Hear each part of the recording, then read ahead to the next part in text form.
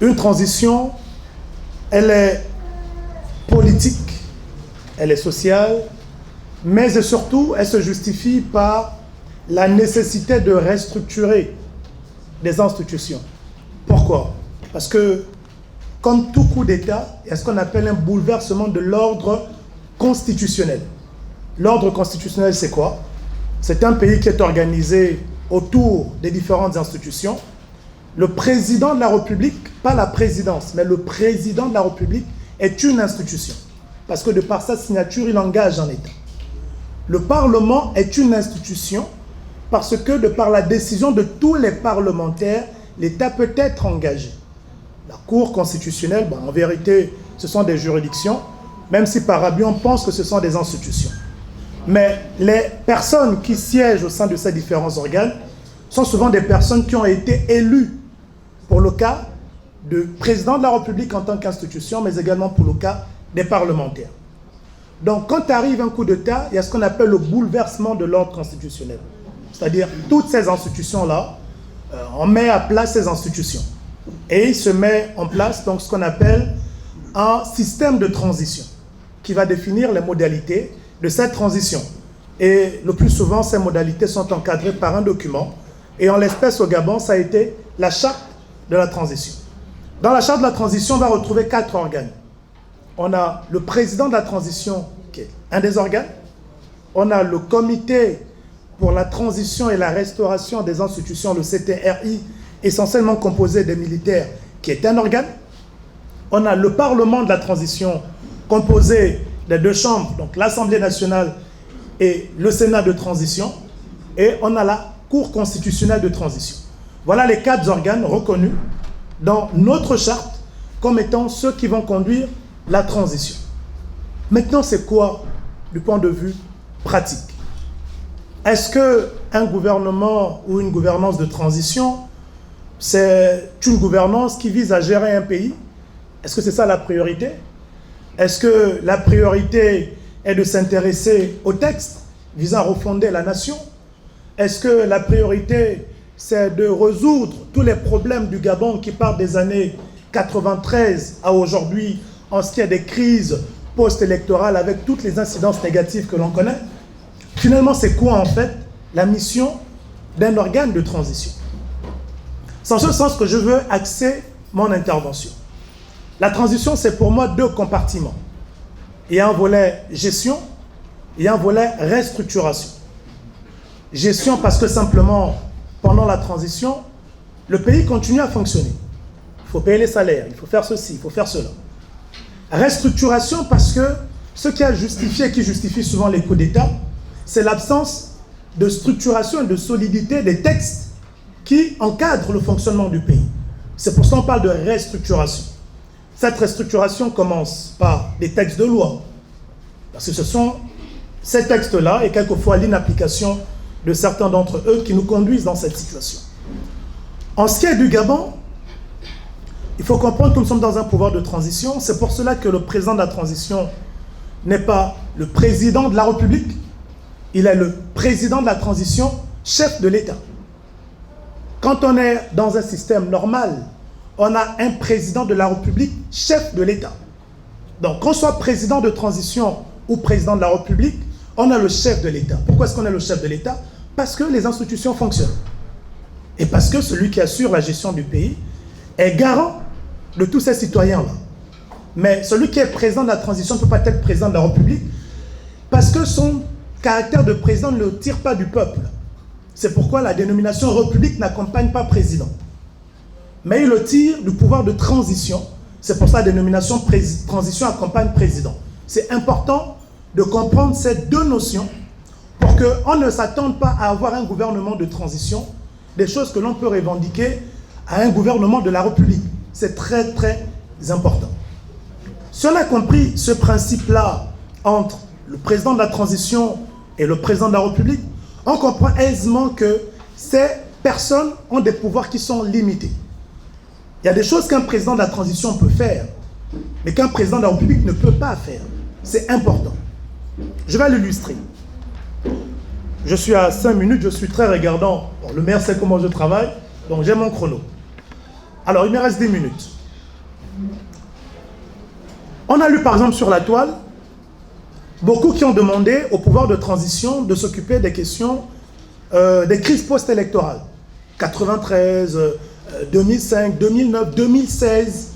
Mais si on a compris la mission d'un gouvernement de transition et d'un gouvernement de la République, on comprend aisément que ce ne sont pas des questions qui relèvent de leurs compétences, mais qui doivent relever de la compétence du président qui sera élu. Pourquoi? Parce qu'on va peut-être retrouver dans ce gouvernement de transition des personnes qui auraient pu être dans cette transition, des militaires, ainsi de suite, qui auraient pu être coupables des événements postérieurs. Donc, un gouvernement de transition, s'il engage une justice sur ces événements, au nom de quoi il sera neutre?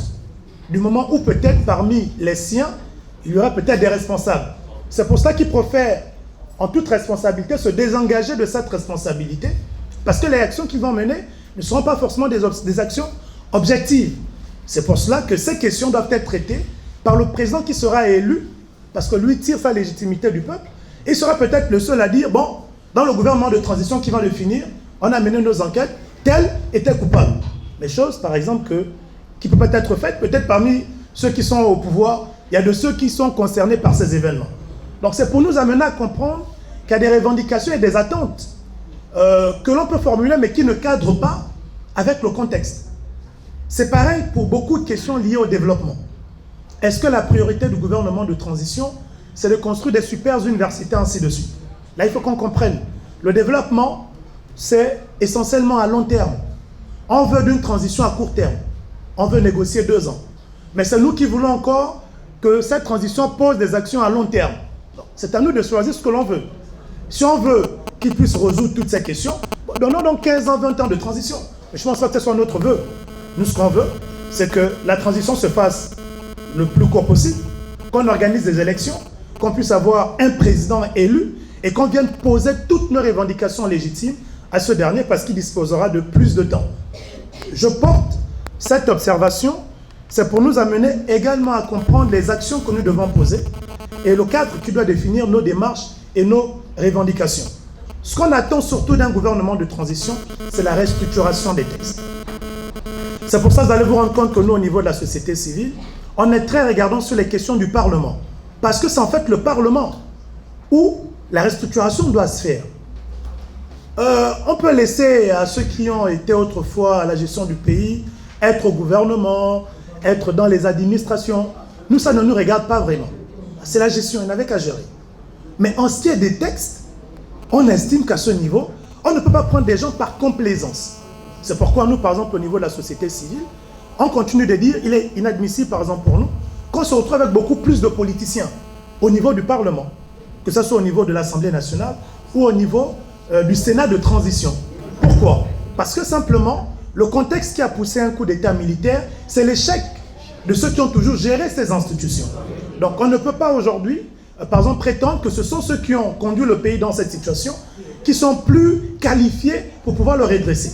C'est pour cela que dans des pays comme le Niger, le Mali, le Burkina, la Guinée, où il y a des gouvernements de transition, vous allez vous rendre compte qu'à plus de 50-60%, ce sont des acteurs de la société civile, au sein desquels on va retrouver les acteurs de la société civile proprement dite, associations, ONG, activistes, leaders, les leaders religieux, les leaders traditionnalistes, les syndicats. Ce sont eux qui composent le gros du Parlement. Par contre, au Gabon, la configuration vers laquelle on est en train de tendre, c'est tout l'inverse.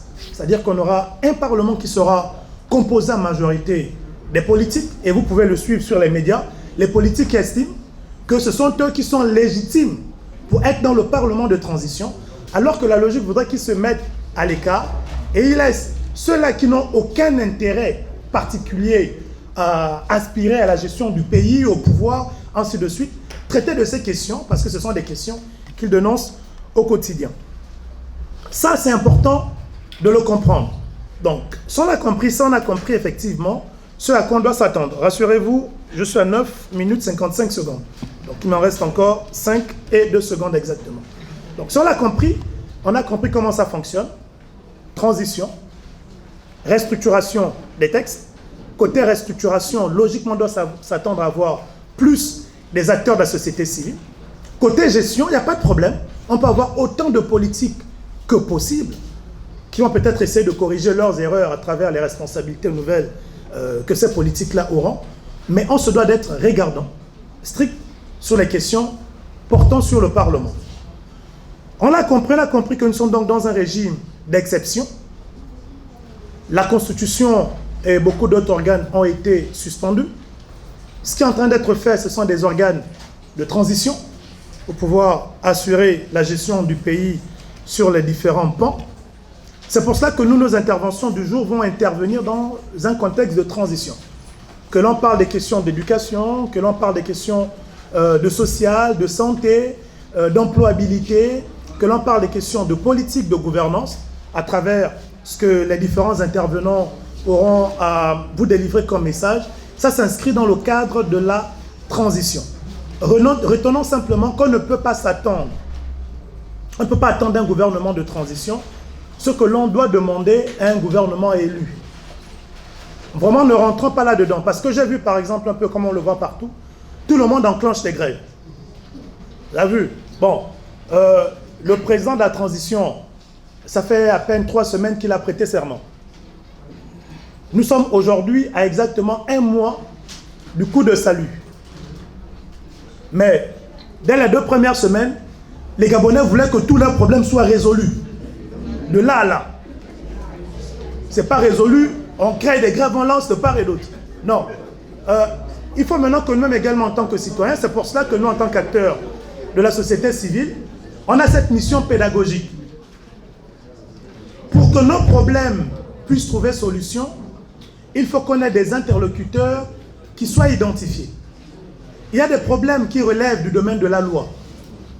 Il y a des problèmes qui sont essentiellement d'ordre structurel, qui relèvent du gouvernement central. Mais en ce qui est de la loi et du gouvernement central, vous allez convenir avec moi que le gouvernement qui a été mis en place, ils ne sont qu'à leur 2e conseil de ministres. Et vous allez vous rendre compte que toutes les décisions liées au conseil de ministres portent d'abord sur la restructuration des administrations, pour avoir des interlocuteurs qui signent. Du côté de la loi, on ne peut encore rien espérer parce que le Parlement n'est pas encore totalement constitué. Bon, dans ce contexte-là, quand on lance une grève, qui est l'interlocuteur? Donc vous voyez que la grève, bien le mouvement, il est légitime, mais il ne cadre pas avec le contexte. Laissons 2 mois, 3 mois, que tout soit installé. On saura au moins que s'il faut poser un problème, passer par un député, on a peut-être dans notre province un député de la transition qui va être le canal. On connaît que dorénavant, dans telle administration, il y avait peut-être celui qui avait pris notre dossier, qui s'était assis dessus. Il y a maintenant un nouveau DG. Bon, on va donc commencer par ce dernier-là, pour suivre le circuit. Mais si on n'a pas compris ces principes-là, on va dans tous les sens et on n'aide pas le gouvernement de la transition dans le cadre de l'atteinte de ses objectifs. Je vois les yeux qui me regardent en me disant le timing, rassurez-vous. Il me reste exactement 1 minute et 27 secondes. Donc j'ai pratiquement fini. Donc il nous faut trouver le timing qui sied pour qu'on apprenne à poser les problèmes comme il se doit. C'est pour cela que nous, au niveau du COPI citoyen, nous sommes toujours actifs dans nos différentes provinces. Vous avez différents interlocuteurs. Ce qui peut être fait, que ceux qui ont des associations, des ONG, c'est de commencer à porter des réflexions, réunir tous ces éléments, de façon à ce que dans 3 mois, quand tout sera mis en place, vous saurez exactement vers qui vous orienter pour pouvoir poser le problème tel qu'il se doit. Donc voilà essentiellement l'objet de ma communication. Je suis à 14 minutes et 10 secondes. Je vous fais don, c'est vrai que c'est très rare dans notre pays, des dons sans attente particulière derrière, mais je vous fais don des 40 secondes qui me restaient. Je vous remercie.